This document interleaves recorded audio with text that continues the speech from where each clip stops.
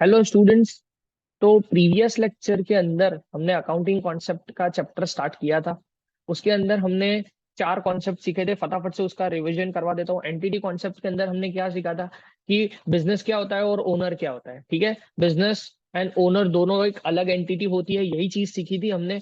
Owner जो है उसने कैपिटल इंट्रोड्यूस किया है बिजनेस के अंदर, तो बिजनेस की रिस्पॉन्सिबिलिटी है कि वो कैपिटल को लायबिलिटी की तरह कंसिडर करे, क्योंकि दोनों अलग एंटिटी है। बिजनेस एंड ओनर दोनों डिफरेंट एंटिटी है, और हम जो अकाउंटेंसी प्रिपेयर करेंगे वो बिजनेस के पर्सपेक्टिव से प्रिपेयर करेंगे। That is what entity concept was about. Money measurement concept, हम ऐसे ही ट्रांजेक्शन रिकॉर्ड करेंगे जिसके अंदर हम जिस जो ट्रांजेक्शन का मनी टर्म्स में मेजर कर पाए। ठीक है, ऐसे ही ट्रांजेक्शन को रिकॉर्ड करेंगे जो मॉनिटरी टर्म्स में मेजर कर पाए।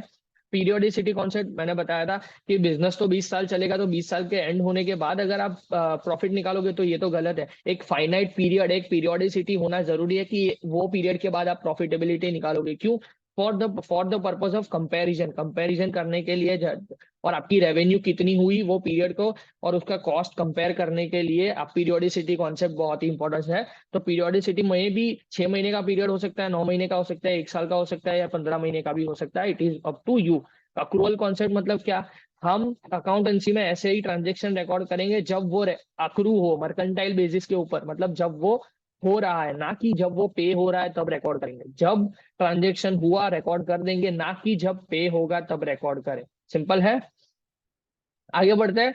अब है मैचिंग कॉन्सेप्ट। देखो, मैचिंग कॉन्सेप्ट मतलब सिंपल बोलू ना, तो ये matching concept is is all about periodicity concept के साथ ये अलाइन होके चलेगा। मतलब सारे एक्सपेंसेस और रेवेन्यू जो करंट पीरियड के है ना, दोनों मैच होने चाहिए। करंट पीरियड में जो सपोज कोई एक रेवेन्यू हुई, इस साल सेल्स हुआ, तो उसके सामने जितना हमने परचेस किया था ना, वो कंपेयर होना चाहिए। जितना इस साल सेल्स हुआ, जितने यूनिट का इस साल सेल हुआ, उतने ही यूनिट्स का इस साल परचेज हुआ, वो मैच होना चाहिए। तभी जाके करंट ईयर का प्रॉफिट मिलेगा ना आपको। सिंपल है, तभी जाके करंट ईयर का प्रॉफिट मिलेगा। आप अगर देखोगे, जब जैसे ही आगे बढ़ोगे अकाउंटेंसी के अंदर, अगर 11th स्टैंडर्ड में आपने पढ़ लिया है, if you are a professional student, तो आपने पढ़ लिया होगा। आपने क्या किया होगा, ट्रेडिंग अकाउंट का मैं जनरल नॉलेज आपको दे रहा हूँ कि ट्रेडिंग अकाउंट में आप क्या करते हो। ट्रेडिंग अकाउंट में आप करते हो कि ट्रेडिंग अकाउंट के अंदर आप ओपनिंग स्टॉक लिखते हो, सपोज 10,000 रुपए।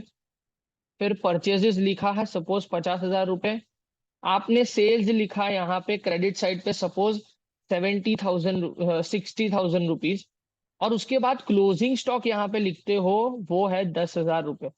क्यों ये क्लोजिंग स्टॉक लिखते हो? क्योंकि जितने जितने यूनिट्स का आपने सेल किया, उतने यूनिट का यहाँ पे आपने परचेज नहीं किया है। कुछ यूनिट्स आपके बच गए हैं, कुछ यूनिट्स आपके बच गए हैं, तो वो 10,000 के यूनिट यहाँ 50,000 में से 40,000 वाला ही सेल हुआ है। 50,000 पहले ये 10,000 वाला सेल हो गया होगा।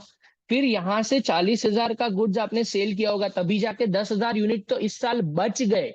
तो आपको अगर प्रॉफिट जानना है कि कितना प्रॉफिट हुआ, तो मेरा 40,000 मतलब 50,000 टोटल, ओपनिंग स्टॉक 10,000 जो था, वो वाला यूनिट्स आपने सेल कर दिया। फिर परचेज किए हुए में से 10,000 तो बच गया है, तो 40,000 रुपए मतलब टोटल 50,000 के कॉस्ट का गुड्स आपने 60,000 में बेचा है, तो आपका प्रॉफिट 10,000 आना चाहिए। हाँ, 10,000 प्रॉफिट है, तो देख लो। ट्रेडिंग अकाउंट आप क्लोज करोगे तो यहाँ पे 70 है, यहाँ पे 70 है, तो यहाँ पे कितना आ जाएगा? 10,000 है कि नहीं? तो वही तो प्रॉफिट है आपका। तो वो प्रॉफिट कैसे मिला? जो रेवेन्यू हुई उसके सामने उतना ही कॉस्ट होना चाहिए, उतना ही कॉस्ट होना चाहिए। तो कंपेरेबिलिटी, मैचिंग तभी होगा, मैच होना चाहिए। रेवेन्यू जितनी है उसके सामने उतने पीरियड का ही कॉस्ट होगा, तभी जाके मैचिंग होगा और आपका करेक्ट प्रॉफिट निकलेगा। That is what matching concept is all about. तो मैचिंग कॉन्सेप्ट देख लेते हैं। देखो, all expenses matched with the relevant revenue of that period should be taken into consideration. If in financial statement, if revenue is recognized, then amount spent on expenditure to earn that income should also be recognized. मतलब ये sales अगर revenue recognise की है, तो वो sales करने के लिए जो परचेजेस एंड ओपनिंग स्टॉक पड़ा था वो भी रिकॉग्नाइज करो। That is what matching concept is all about. Simple है। फिर आगे बढ़ते हैं गोइंग कंसर्न कॉन्सेप्ट। ऊपर ही मैंने बताया था गोइंग कंसर्न कॉन्सेप्ट बहुत ही सिंपल सा कॉन्सेप्ट है। ये क्या अज्यूम करता है कि आप जो बिजनेस स्टार्ट कर रहे हो, आप जो अकाउंटेंसी प्रिपेयर करोगे, वो ऐसे ही प्रिपेयर करोगे कि ये बिजनेस जो है, ये जो बिजनेस जो है वो इनडेफिनेट पीरियड के लिए चलने वाला है। ये जो बिजनेस जो है वो इनडिफाइनाइट पीरियड के लिए चलने वाला है, उसको बोलते हैं गोइंग कंसर्न कॉन्सेप्ट। सिंपल है, वही अज्यूम करके चलता है कि ये इनडिफाइनाइट पीरियड के लिए चलेगा। तो यही है, देखो पढ़ लेते हैं। In this concept this concept assumes that an enterprise will continue its operation for the foreseeable future। foreseeable future मतलब आप नॉर्मली एक कंटिन्यूअस पीरियड के लिए चलते रहोगे, यहाँ पे ऐसा नहीं होगा कि इन अ नियर फ्यूचर वो बंद हो जाएगा। फॉरसिबल फ्यूचर के लिए वो चलता ही रहेगा, चलता ही रहेगा। फिर आता है कॉस्ट कॉन्सेप्ट।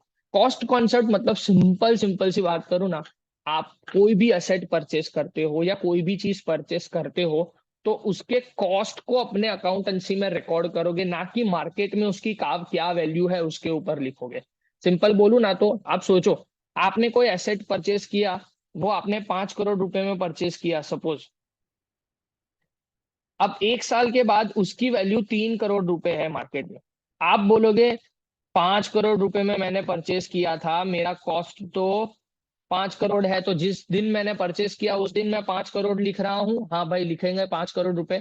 1 साल के अंदर सपोज डेप्रीशिएशन आपने किया 50 लाख का डेप्रीशिएशन 10% के हिसाब से, तो आप क्या बोलोगे भाई, 4 करोड़ 50 लाख का कॉस्ट का मेरा तो असेट है भाई।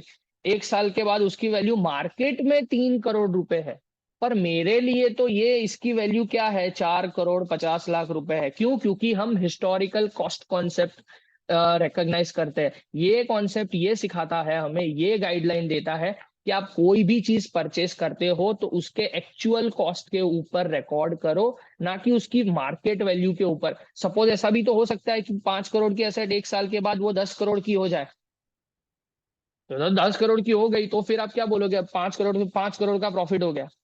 ऐसा नहीं बोलता, ऐसा नहीं कर सकते आप। इसी वजह से कॉस्ट कॉन्सेप्ट पे ही रिकॉर्ड किया जाता है। इसका एक लिमिटेशन भी है कॉस्ट कॉन्सेप्ट का, कि अगर आप कॉस्ट कॉन्सेप्ट पे आपके फिनेंशियल स्टेटमेंट दिखाते हो तो आपके इन्वेस्टर्स को रियल मार्केट में आपके एसेट्स की वैल्यू क्या है वो पता नहीं चलती। तो इसके बेसिस के ऊपर वो कैसे डिसीजन ले पाएंगे। सपोज आपकी मार्केट में आपके पास, आप बोल रहे हो, आप अपने इन्वेस्टर्स को दिखा रहे हो, ये फर्स्ट एग्जांपल जो मैंने दिया था, आप अपने इन्वेस्टर्स को बोल रहे हो कि 4 करोड़ 50 लाख रुपए का आपका, 4 करोड़ और 50 लाख रुपए का आपका एसेट है, लेकिन रियल टर्म्स में मार्केट में उसकी वैल्यू सिर्फ 3 करोड़ है। तो इन्वेस्टर्स को आप मिसगाइड कर रहे हो, मिसलीड कर रहे हो, तो वो तो गलत है। मिसलीड आप नहीं कर सकते अपने इन्वेस्टर्स को। सिंपल है। तो इसी वजह से इसका ये क्रिटिसिज्म भी है कि कॉस्ट पे दिखाओ नो डाउट, पर मार्केट वैल्यू आप नहीं दिखा रहे हो तो इससे आप मिसलीड कर रहे हो। तो कॉस्ट कॉन्सेप्ट देख लेते हैं। Business transaction are always recorded at the actual cost at which they are originally undertaken। ठीक है, example, if asset is purchased for 5 crore so it will be recorded at the original amount in accounts। depreciation will be charged on this amount। the limitation of this concept that is does not show market value। मैंने वही चीज बोली, market value पे वो नहीं दिखाता है। फिर आते हैं फुल डिस्क्लोजर कॉन्सेप्ट। देखो बहुत ही सिंपल कॉन्सेप्ट है, इसमें ज्यादा कुछ दिमाग लगाने की जरूरत नहीं है। ऑल सिग्निफिकेंट इंफॉर्मेशन, बहुत ही इंपॉर्टेंट वर्ड यहाँ पे यूज किया है, significant information. All significant information, जो जो जरूरी इंफॉर्मेशन है, सारी इंफॉर्मेशन आपको अकाउंटेंसी में लिख के देनी है। क्यों? क्योंकि आपके जो इन्वेस्टर्स है वो आपके अकाउंट्स देखने वाले हैं। तो जितनी इंफॉर्मेशन जरूरी है, जो सिग्निफिकेंट इंफॉर्मेशन है जिससे इन्वेस्टर्स का डिसीजन चेंज हो सकता है, तो इन दैट सिनारियो उसको क्या बोलेंगे, वो अकाउंटेंसी में डिस्क्लोज आपको करना पड़ेगा, करना पड़ेगा, करना पड़ेगा। सिग्निफिकेंट इंफॉर्मेशन मतलब इंपॉर्टेंट इंफॉर्मेशन। जो भी इंपॉर्टेंट इंफॉर्मेशन है जो आपके इन्वेस्टर्स को जरूरी है for the purpose of investment, you have to show it. This principle gives importance to materiality, objectivity, and consistency of accounting data, which should disclose the true and fair view of the state of affairs of a business। True and fair view दे रहा है ना। Materiality मतलब जो important information है, objectivity, consistency रखनी पड़ती है। तो सारी इंफॉर्मेशन जो जरूरी है वो आपको इन्वेस्टर्स को दिखानी पड़ेगी फॉर द पर्पज ऑफ कि वो true and fair view, correct view मिले इन्वेस्टर्स को कि बिजनेस कैसे चल रहा है। सिंपल है। फिर आते हैं ड्यूअलिटी कॉन्सेप्ट। ड्यूअलिटी कॉन्सेप्ट मतलब देखो, जर्नल एंट्री अगर आपने सीखी है तो ऐसा ही होता है ना, एक चीज डेबिट होती है, एक चीज क्रेडिट होती है। कुछ हमें मिलता है तो कुछ हमारे पास से जाता है। तो बस ड्युअलिटी कॉन्सेप्ट मतलब यही है कि every transaction has to impact giver and receiver, simple है। तो एक चीज डेबिट होती है, एक चीज क्रेडिट होती है, एक अकाउंट डेबिट होगा, एक अकाउंट क्रेडिट होगा, इक्वल अमाउंट से ही। तो उसको बोलते हैं ड्युअलिटी कॉन्सेप्ट, और कुछ नहीं है इसके अंदर। Verifiable objective evidence concept. Verifiable objective evidence concept मतलब क्या? आपने जो जो ट्रांजेक्शन लिखे हुए हैं, आपने जो जो ट्रांजेक्शन अपने अकाउंटिंग में लिखे हुए हैं, उस चीज को जस्टिफाई करने के लिए आपके पास डॉक्यूमेंटरी एविडेंस होना जरूरी है। सपोज आपने कोई भी एक ट्रांजेक्शन अपने अकाउंटेंसी में लिखा कि 5 करोड़ रुपए का एसेट परचेज किया। ठीक है, आपने बोला कि 5 करोड़ का एसेट परचेज किया मैंने। तो आपने अपने बुक्स ऑफ अकाउंट्स में वो दिखा दिया कि 5 करोड़ का एसेट है। अब वो 5 करोड़ का बिल होना चाहिए, बिल आपके पास एविडेंस के तौर पे होना चाहिए कि हाँ भाई, हमने ये 5 करोड़ ऐसे ही नहीं लिखा है, ये रहा बिल कि आपने हमने कुछ परचेज किया। इसी वजह से कोई खर्चा करते हो आप, ऑडिट फी का खर्चा है तो ऑडिट फी का वो बिल होना चाहिए कि ऑडिट फी हमने इतने रुपए पे किया है, आप देख लो। तो this is what verifiable objective evidence, क्या आप वेरीफाई कर सकते हो। अगर आप अकाउंटेंसी में जो जो चीजें लिखी है ना, वो वेरीफाइबल होनी चाहिए, उसके साथ डॉक्यूमेंटरी एविडेंस भी होना चाहिए, तभी जाके वो अकाउंटिंग डेटा जो है वो ऑथेंटिक बन सकता है। देखो, accounting data must be verifiable. In other words, documentary evidence of transaction must be made which are capable of verification by an independent respect. Independent respect मतलब कोई भी इसको, कोई भी जिसको चेक करना है वो अपने हिसाब से भी इसको चेक कर सके, वैसे होने चाहिए।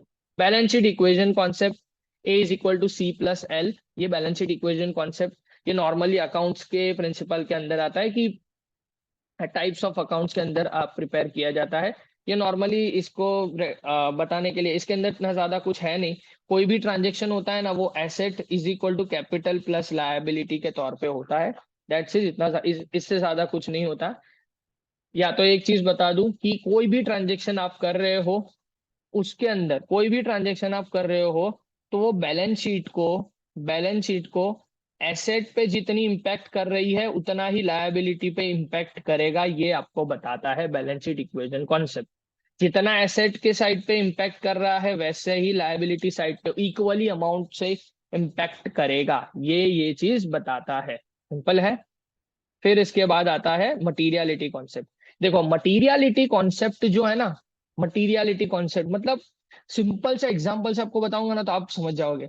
देखो, मटीरियलिटी कॉन्सेप्ट मतलब क्या कि अ, आपने सपोज ऑडिट करवाया, ठीक है, आपने ऑडिट करवाया तो ऑडिट फी आपने, बट ऑब्वियस है आपने ऑडिट फी पे किया। ठीक है, ऑडिट फी पेमेंट किया, भले ही वो 1500 रुपए। ठीक है, और आपने चाय पानी का खर्चा दिया, टी कॉफी का खर्चा किया, अपने अपने एम्प्लॉयज को पिलाने के लिए टी कॉफी का खर्चा किया, वो 1500 रुपए है वो भी। ठीक है, टी कॉफी का खर्चा किया, फिर छोटे मोटे स्टैंप का खर्चा किया 500 रुपए का, ये खर्चा किया। अब मटीरियलिटी का सिखाता है, आप जब एक्सपेंडिचर लिखोगे ना, आप जब एक्सपेंडिचर लिखोगे ना, तो आप ये दोनों एक्सपेंडिचर के बदले आप ऐसे लिख सकते हो कि जनरल एक्सपेंडिचर। जनरल एक्सपेंडिचर आपने सुना होगा कि सन्ड्री एक्सपेंडिचर या जनरल एक्सपेंडिचर, ये 2000 रुपए उसी के अंदर आ गए। जनरल एक्सपेंडिचर के अलग से लिस्ट होती है, पर अकाउंटेंसी जब प्रिपेयर करते हैं ना, तो फाइनल फिनेंशियल स्टेटमेंट के अंदर जनरल एक्सपेंडिचर ही दिखेगा 2000 का। लेकिन ये ऑडिट फी देखो, क्यों ऐसा, यहाँ पे ये 2000 का अमाउंट है, फिर भी ये जनरल एक्सपेंडिचर लिखा मैंने, लेकिन यहाँ पे ये ऑडिट फी मैं अलग से लिखूंगा, ऑडिट फी कि 1500 रुपए अलग से लिखूंगा, इसको जनरल एक्सपेंडिचर में नहीं डालूंगा। क्यों? मटीरियलिटी कॉन्सेप्ट है। ये जो इंफॉर्मेशन है ना, ये जो इंफॉर्मेशन है वो इतनी मटीरियल मतलब इंपॉर्टेंट, इंपॉर्टेंट मटीरियलिटी मतलब यहाँ पे वो मटेरियल नहीं, रॉ मटेरियल, मटीरियल मतलब इंपॉर्टेंट। ये इंफॉर्मेशन जो है वो इंपॉर्टेंट नहीं है आपके इन्वेस्टर्स के लिए। Investors are not interested in how you are feeding your employees, they are not interested in that, they are interested in relevant important information. तो ऑडिट पेमेंट आपने कितना किया, ऑडिट करवाया तो ऑडिटर को कितने रुपए दिए, डायरेक्टर को अगर आपने लोन दिया है तो उसके पास से इंटरेस्ट कितना चार्ज किया, भले ही वो छोटा अमाउंट है फिर भी लिखो, वो मटेरियल इंफॉर्मेशन है।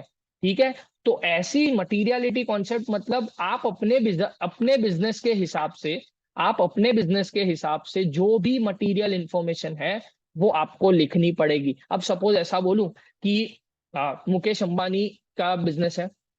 अब मुकेश अंबानी के बिजनेस में टी कॉफी का ही 10 लाख रुपए होता है। हो सकता है भाई, बहुत बड़ा बिजनेस है। तो टी कॉफी का 10 लाख है तो वो भी जनरल एक्सपेंडिचर में जाएगा, क्योंकि उसका बिजनेस करोड़ों का है। ठीक है, बिजनेस करोड़ों का है। तो फिर उसकी बिजनेस के अंदर 10 लाख रुपए तो जनरल एक्सपेंडिचर में चला ही जा सकता है। टी कॉफी, फिर नॉर्मली स्टैम्प का 5 लाख रुपए ले लो, ये सब मिला के 15-20 लाख रुपए तो वो जनरल एक्सपेंडिचर में जाएगा। फिर यहाँ पे ऐसा नहीं सोच सकते सर अमाउंट तो देखो 20 लाख रुपए, लेकिन look at the transaction, amount of transaction they had.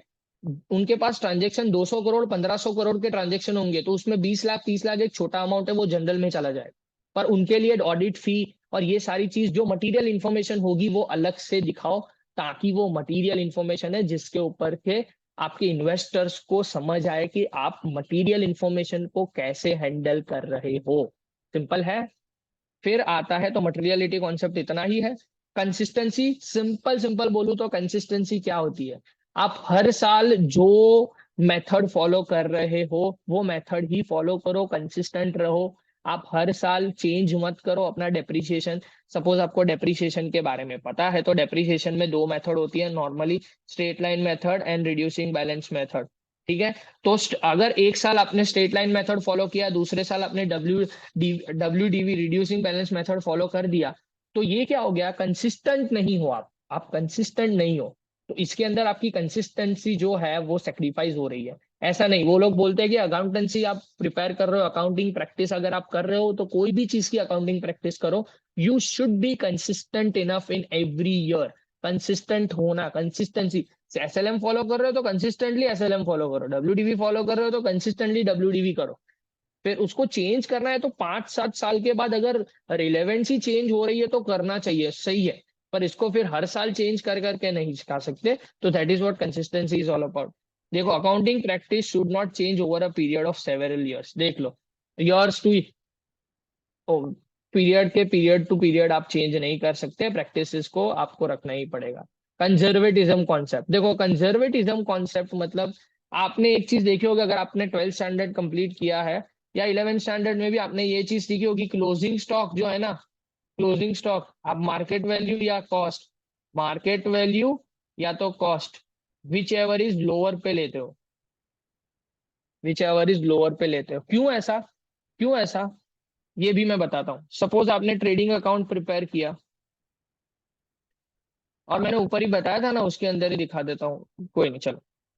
Trading account आपने प्रिपेयर किया, ओपनिंग स्टॉक आपने लिखा है 10,000 रुपए, परचेज आपने लिखा है 50,000 रुपए, सेल्स आपने लिखा है 60,000 रुपए, और क्लोजिंग स्टॉक आपने लिखा है, क्लोजिंग स्टॉक सपोज उसकी मार्केट वैल्यू 12,000 है और क्लोजिंग स्टॉक का कॉस्ट जो है वो 10,000 है। तो आपके रूल के, हमारे रूल के हिसाब से क्या होता है, विचवर इज लोअर ले लो। पर वो लोअर का इंपॉर्टेंस क्यों है? वो लोअर में 10,000, यहाँ पे वो लोअर विचवर इज लोअर में 10,000 क्यों लिख रहा हूं?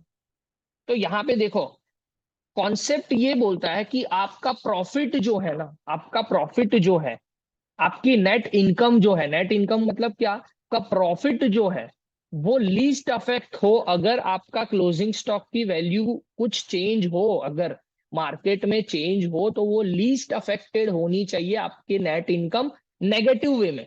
अगर प्रॉफिट में इंक्रीज हो तो चलेगा, मतलब आपका लॉस का अमाउंट जो है वो ज्यादा नहीं होना चाहिए। ऐसे ऐसी इनकम लिखो, ऐसा प्रॉफिट गिनो कि जो नेगेटिव वे में ज्यादा इफेक्ट ना करे। पॉजिटिवली अगर सपोज 10,000 का आपने प्रॉफिट दिखाया है, ठीक है, तो 10,000 का प्रॉफिट वो 8,000 का ना हो जाए, ऐसा मतलब लॉस आपकी बढ़ ना जाए। लेकिन 10,000 से अगर आपका 12,000 का या 15,000 का प्रॉफिट दिख रहा है अगर क्लोजिंग स्टॉक में चेंज आने की वजह से, तो फिर वो गलत है। सिंपल है। आप तो वो सही सही भी है कि चलो प्रॉफिट इंक्रीज हो रहा है ना तो चलेगा। मतलब ये कॉन्सेप्ट का मेन मोटो ये है कि आपकी नेट इनकम जो है वो लीस्ट अफेक्ट हो, मतलब कम से कम अफेक्ट हो अगर मार्केट में कुछ चेंज हो रहा है आपके स्टॉक का या कोई इनकम का। ऐसे दिखाओ अपने अकाउंटिंग प्रॉफिट्स को या नेट इनकम को कि वो आपका नेगेटिव वे में ज्यादा इफेक्ट ना करे, पॉजिटिव वे में ज्यादा इम्पेक्ट करेगा तो चलेगा। तो यहाँ पे मैंने 10,000 लिखे, मतलब हमारा प्रॉफिट कितना हो गया, 70 में से 60 माइनस करेंगे तो कितना हो गया, 10,000। ठीक है, ये 10,000 हो गया। ये हमारे हमारे हिसाब से जो करेक्ट इन्फॉर्मेशन है। अब सपोज आप बोलोगे सर मार्केट में तो 12,000 की वैल्यू चल रही है, तो 12,000 लिखे तो ठीक है, चलो 12,000 लिखते हैं, 12,000 लिखते हैं। 12,000 लिखा तो यहाँ पे 72,000 हो गया, ये 72,000 हो गया, तो आपका प्रॉफिट 12,000 हो गया। आप बोलोगे सर देखो 12,000 रुपए का प्रॉफिट है तो 12,000 दिखाओ ना, 10,000 क्यों दिखा रहे हो, आप 12,000 दिखाओ। अब सपोज ऐसा हो गया नेक्स्ट ईयर, नेक्स्ट ईयर ये तो क्लोजिंग स्टॉक है तो इस साल तो सेल नहीं हुआ। नेक्स्ट ईयर जब हम नेक्स्ट ईयर पे इसको सेल करने के लिए गया ना, तो उसकी मार्केट वैल्यू 10,000 हो गई, मार्केट वैल्यू इसकी 10,000 हो गई। अब जब नेक्स्ट ईयर का मैं ओपनिंग स्टॉक लिखूंगा तब 12,000 लिखूंगा ओपनिंग स्टॉक, और उसकी मार्केट वैल्यू 10,000 है, मतलब सेल में 10,000 का करूंगा, तो तब मुझे लॉस दिखेगा, तब मुझे लॉस दिखेगा कि 2,000 का आपने लॉस किया है। तो ये गलत है।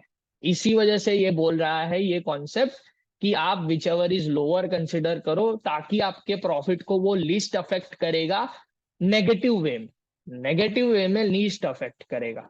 ठीक है, इसी वजह से। डन। तो बस यही है conservatism concept. It provides that recognition of all expenses and loss, recognition of all expenses and loss by best estimate। Best estimate से करो आपका एक्सपेंस लॉस जो भी है, बेस्ट एस्टिमेट से करो। If amount is known with certainty but does not allow recognising revenues and gains on the basis of anticipation. मतलब आप अपने लॉसेस को, अगर आपको लॉस पता है, कोई लॉस या एक्सपेंडिचर पता है, तो उसको आज ही रिकॉग्नाइज कर दो। लेकिन कोई इनकम रिकॉग्नाइज ऐसे ही एंटिसिपेट मत करो।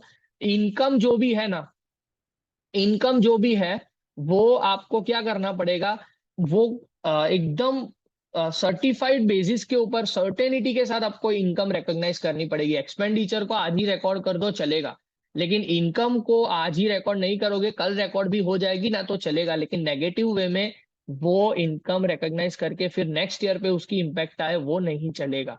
तो ये कंजर्वेटिज्म कॉन्सेप्ट है। कंजर्वेटिज्म ये बोलता है कि आपकी इनकम को आप आज, अगर आपके एंटिसिपेटेड इनकम है तो आज नहीं भी करोगे तो चलेगा, अगर सर्टेन इनकम है तो कर दो।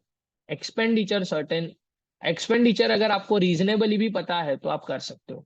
टाइमलीनेस कॉन्सेप्ट बहुत ही सिंपल है। टाइमलीनेस कॉन्सेप्ट मतलब कोई भी ट्रांजेक्शन प्रॉपर टाइम पे जब हुआ है तब रिकॉर्ड करना चाहिए। सपोज इस साल का ट्रांजेक्शन नेक्स्ट ईयर पे रिकॉर्ड करो, वो गलत है।